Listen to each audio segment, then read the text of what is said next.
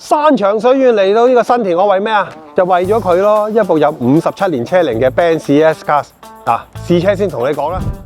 今日呢一部咧係一部1969年製造，1970年落地，就編號 W108嘅 Benz S-Class。而我哋今日呢一架咧就係當年可以話係 S-Class 嘅最基本入門版啦，就屬於 280S 嘅。車主咧係喺1970年係以新車咁向當時亦都係以而家嘅代理人官網購買嘅。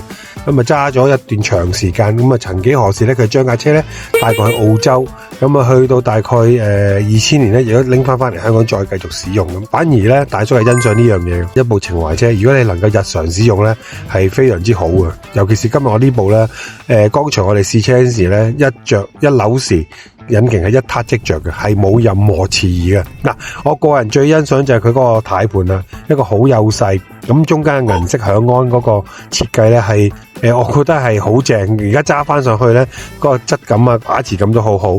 今時今日隔咗咁多年，我而家操作呢架車，仍然覺得個軚盤嗰個轉向係好準確，同埋咧係相當之輕盈嘅。如果嚴格嚟講，都 keep 咗佢57年咁，所以可以想象係幾長情對呢部 Benz 房車。嗱，至於身價方面咧，大叔咧喺2003年定2004年左右咧，曾經都係從事過呢個二手車買賣啦。咁曾經有一架1971年製造嘅280 SEL 3.5，當然嗰個係最高級嘅氣膽美式尾膽避震嚟嘅。嗰陣時叫價係8萬蚊成交咗，咁但係時至今日，我相信易手價應該係翻咗好多倍噶啦。最近我諗好似我見到有成交咧，係講緊啊6位數，甚至乎係講緊係50-60萬都有。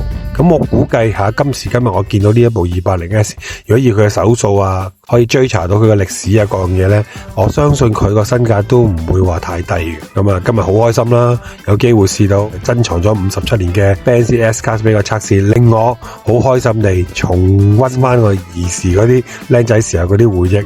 57年有咁嘅表現，大家都收貨啦啩？嗱，中意我哋香港車大叔內容嘅朋友，記住留言同埋關注我哋，我哋下集見啦！